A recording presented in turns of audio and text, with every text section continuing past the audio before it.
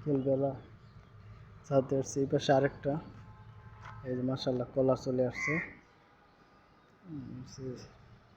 থাই জাম্বুরা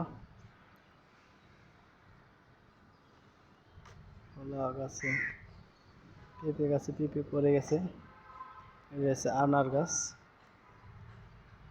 12 মাসি জানার। আর এর পাশে আছে একটি সবজি ক্ষেত।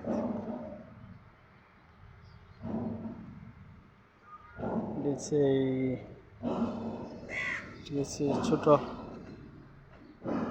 সিম গাছ। সবাই ভালো থাকবেন। ভিডিওটা ভালো লাগলে অবশ্যই লাইক কমেন্ট করবেন, কেমন হয় জানাবেন।